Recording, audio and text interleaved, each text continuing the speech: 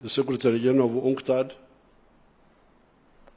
and all the big persons who are here.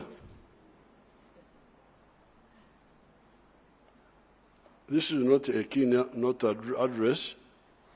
This is just some remarks. The slogan of yesterday, of NAM, when we had NAM, was global affluence, deepening cooperation in order to achieve global affluence. The slogan for today was leaving nobody behind, which means really we are talking about the same thing. Leaving nobody behind is the same as everybody being affluent. I thought about this, the affluent part, when they asked me about NAM. I remember that up to 1980, only a small part of the world was affluent. This was Western Europe, North America, and Japan. The rest of the world were in poverty. But the situation has now changed a bit. China has become affluent, and some other countries have graduated from poverty to affluence, although many are still poor. Therefore, our mission should be to ensure that everybody gets out of poverty. Now, we have been having problems of thinking how to organize society and ensure what we are talking about. How do you organize society to achieve affluence in each country and eventually everywhere, and leave nobody behind? Since the time of Renaissance, I like to look at man for the whole journey of 4.5 million years, because people behave as if the world has started today. I really pity some people when I hear them talking. These people, do they know that we have been here for 4.5 million years? They come and talk authoritatively. We have been here for 4.5 million years, and we have been seeing things. So some modesty is good. To talk, but in a modest way, in a humble way. 4.5 million years is a long time. We can look at the last 500 years, since the time of the Renaissance. Different economic ideas. This morning I was mentioning some of them. Was it this morning or yesterday? One idea was bullionism. Some people thought that if you have got gold and silver, you are a rich country. Some of the countries like Portugal and Spain excelled in that. They went to Latin America, killed all the Red Indians, stole all the gold and the silver, and they ended up being the most backward countries in Europe. So that meant that bullionism could not work. It was a wrong way of looking for wealth.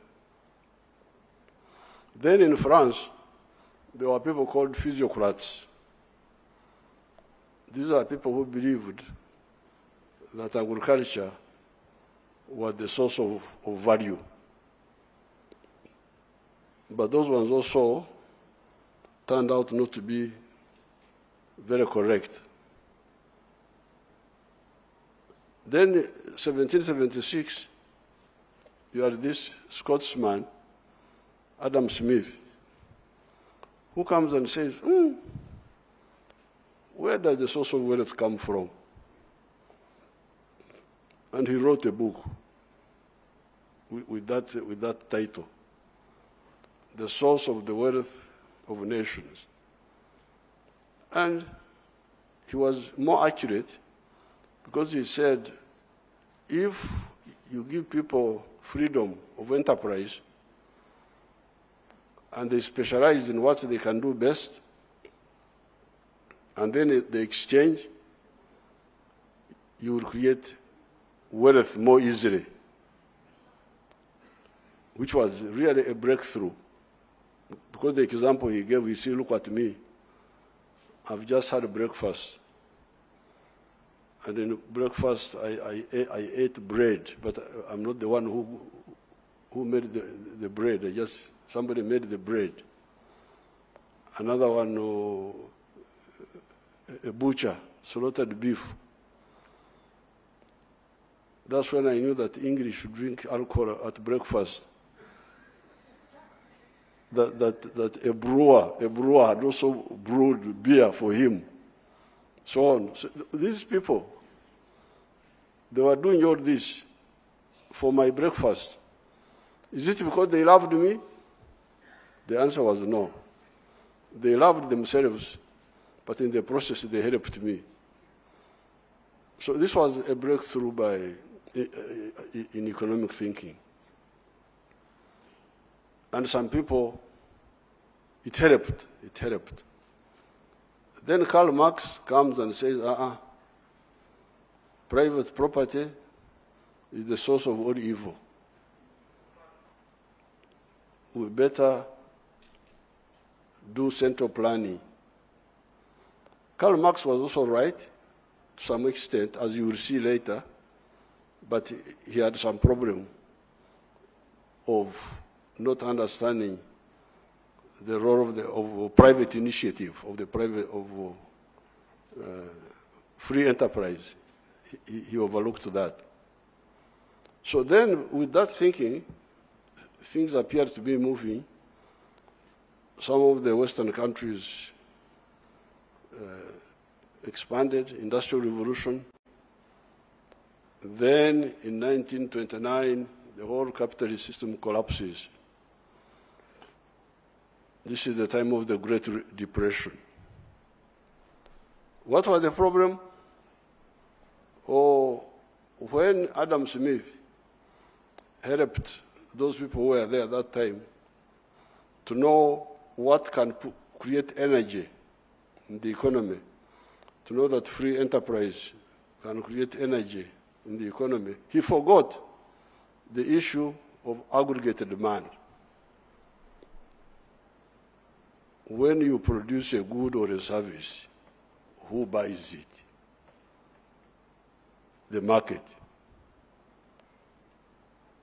And here we were helped by a man called Maynard Keynes, who said, by the way, it's better to give somebody a job to dig a hole,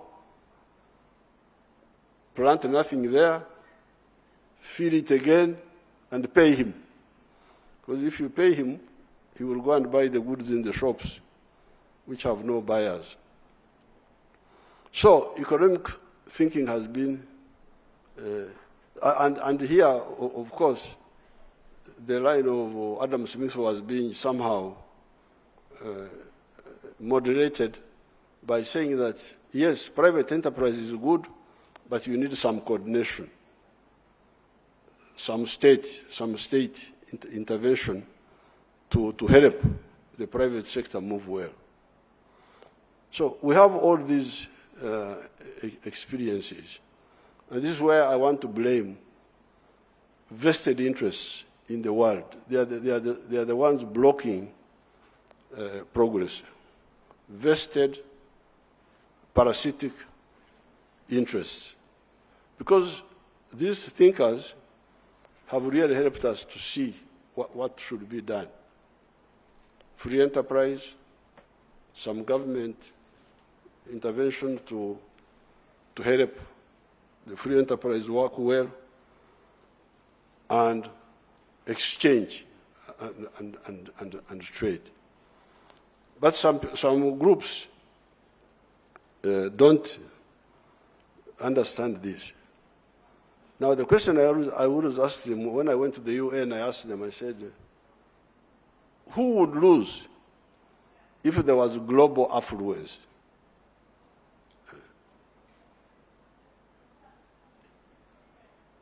If I put it in our local language, it's much better. But in English, I try my best. Orukfuerwa noha abantu bana twabaki. Who would lose if there was global affluence? I don't know. Maybe you can, the Secretary General can answer that sometime later. Who are the potential victims of global affluence? Why do you want to preserve poverty? I don't know how many poor people we have now in the world. There are what percent? How many? 800 there? 800 million. Very poor ones. And those moderately poor?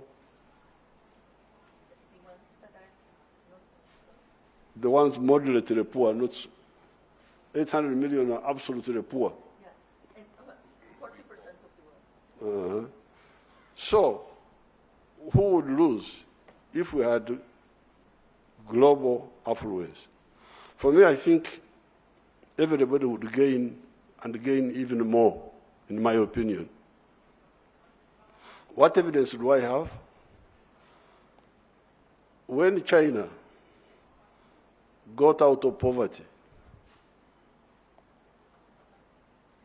in fact, not when it was getting out of poverty, when they were having big construction projects inside China, the prices of raw materials went up. Some years ago, we were trying to build steel factories in Uganda. And we were told, no, don't bother with steel. Steel has got a glut. There's a glut of steel in the world. Nobody will invest in steel. And indeed, at that time, the price of steel was $200 a ton. But when there was big construction in China, the price of steel went from $200 a ton to $900 per ton. The price of, in the 1970s, there was a high price of copper. I don't know why. And countries like Zambia were very prosperous. The kwacha of Zambia was very strong. To buy one kwacha, you needed $3 US dollars, because the price of copper was very high. I don't know why it was very high at that time. Then the price of copper collapsed.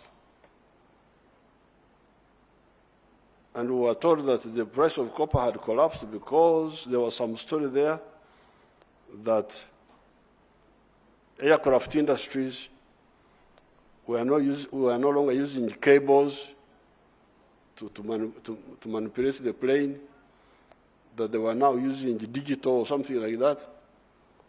That's why the price of copper had collapsed. But when China was expanding, the price of copper went up. I think even the price of cobalt went up. Price of cement went up. So, while transformation was going in China, in other parts of the world, we were benefiting from that growth in China. Now, therefore, this shows that if there is growth many people, in one country, two countries, three countries, many people will benefit. Protectionism is a killer of opportunities and a distorter of economies. What examples do I have? In 1955, before many of you were born, or even your parents were born, I was already trying to learn about the world. And I was in primary 3, in grade 3, in a place called Chamati. Chamati is very far from here. And in Chamati, I was told that Argentina is a very rich country. It is the biggest producer of beef in the world. Where do they produce the beef? I had even to know for my geography lesson. I had even to know where the cows were in Argentina. That there is a place called Pampas, that beef is reared in the Pampas. Pampas, I don't know what it means, whether it is a flat land or a hill, or I don't know. But to pass my examinations, I had to repeat it. So, cows are in the Pampas in Argentina. Now, and by 1910, later on when I progressed more in the school system, I checked, and I found that Argentina was the 10th richest country in 1900. Now, you know what is happening in Argentina. Argentina is, I think, a basket case. What could have gone wrong with Argentina? I think we are lucky to have the Secretary General here. So if you are in a hospital, you don't have to worry about health issues. So therefore, I think the Secretary General will be able to tell us what happened to Argentina. But in my thinking, I think the problems of Argentina started with the European Union. When the European Union was created, and they formed that protection, because I think this beef of Argentina was going to Europe. That's what I think. I have never asked any economists. They are all here. This is just my own homestead economics. No, but I was thinking, because I remember what you people, you call history, I call current affairs. I was there just watching. When the European Union was formed, they formed a cartel. And they started promoting artificial beef which is not competitive, where somebody is paid to breed cows and is given money, allowances. The one who can rear cows economically is shut out. I think this was the beginning of the problems of Argentina. You can help me to say no or yes. And I think other victims of that European protectionism were Australia, actually, because even Australia was somehow in agriculture, exporting to UK, I think, but they were also shut out. But for them, they managed somehow to maneuver. So therefore, now what happened? You had artificial economy in European Union, farmers being bribed with subsidies, with what? To block out efficient beef producers like the ones like me. Me, I can produce beef very cheaply for those people. Much better beef than what they eat there. But I am shut out. But for me, I'm not so desperate because I've got these Africans. They solve my problem. They eat the beef. But if I was Argentina, I think it would be a problem. So therefore, this protectionism is a distorter of the economy of the world and a killer of opportunities. Now, therefore, I'm a bit out of touch. There used to be the concept of comparative advantage. We used to study it in the university, that comparative advantage. What happened to that concept?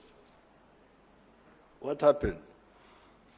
That if I have a comparative advantage in producing something, I should be allowed to do it and then I sell. Now, a country like Uganda, which has got many comparative advantages, would benefit from that comparative advantage because now Uganda has one of the lowest inflation rates in the world, 2.3%. In other parts of the world, I hear they are crying. And we still have the problem of imported inflation through fuel. But soon we are going to get rid of that one also. We're going to have our own petroleum products here. Of course, they will have to be sold at market price, but minus transport costs, minus the Red Sea, the war, Yemen, Houthis, what, America, minus all those distorters, minus Corona will not affect us. So I think we are going to be in a good situation. But why is our inflation low? Because we produce food cheaply, low-cost producers of food and other raw materials.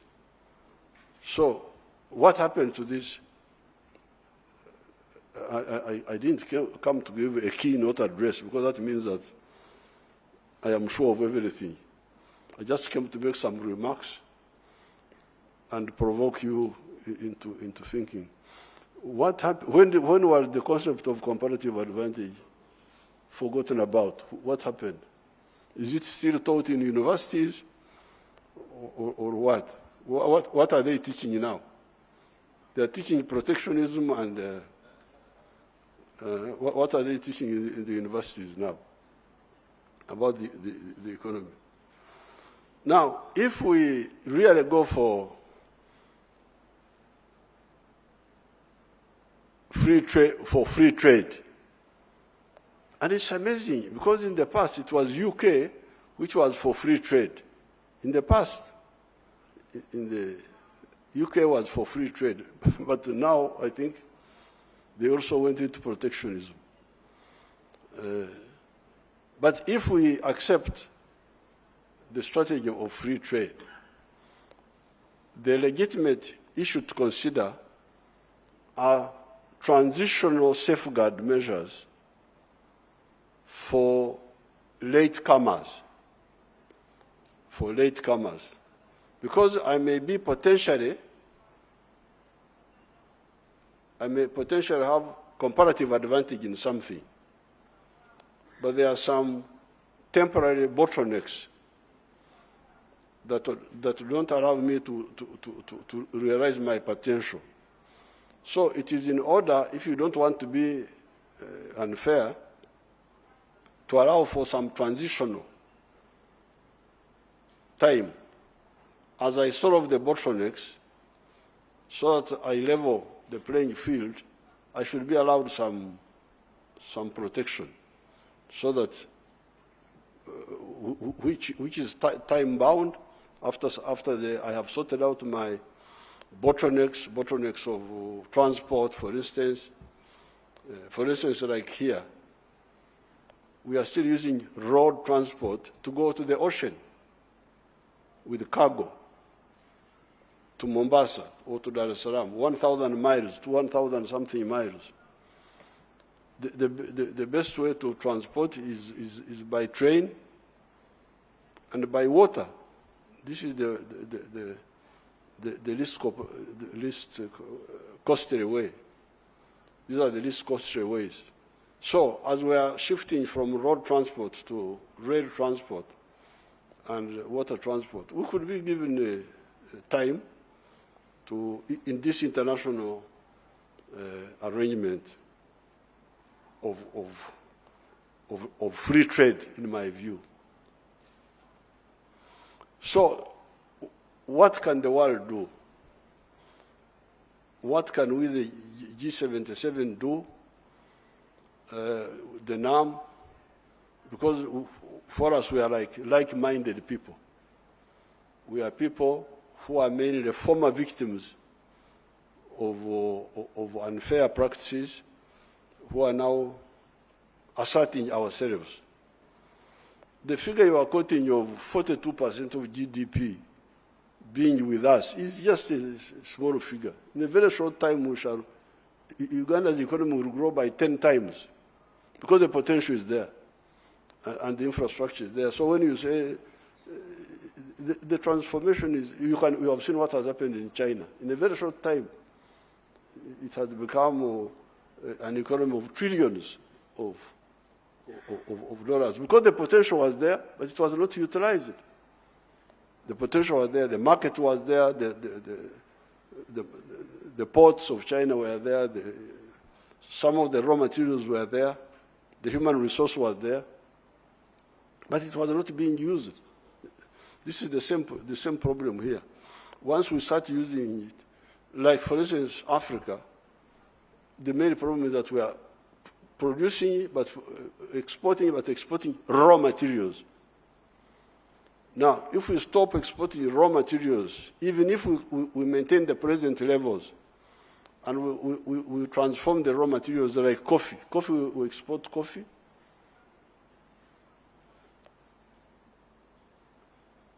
The South, Argentina, not Argentina, Brazil, Africa, Vietnam, Indonesia, we export, we are the growers of coffee.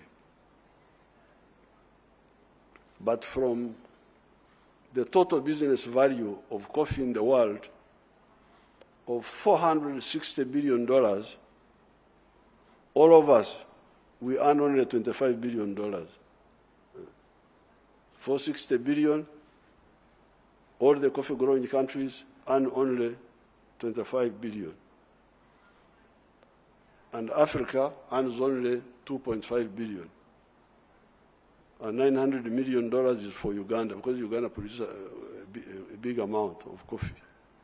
So if we only added value to coffee, if we had an agreement to export processed coffee rather than unprocessed coffee, that sector would go up almost by 10 times in value. So therefore, the expansion, that 40% you are talking about is temporary. It will soon be overtaken by expanded production, quantitative and qualitative change.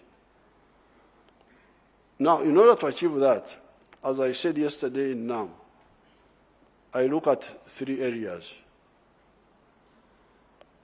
How to produce goods and services for sale, for the market. How we can cooperate in that. And there are many examples of cooperation, like the Chinese companies have come here and invested in so many areas to produce goods and services. We had some Indonesians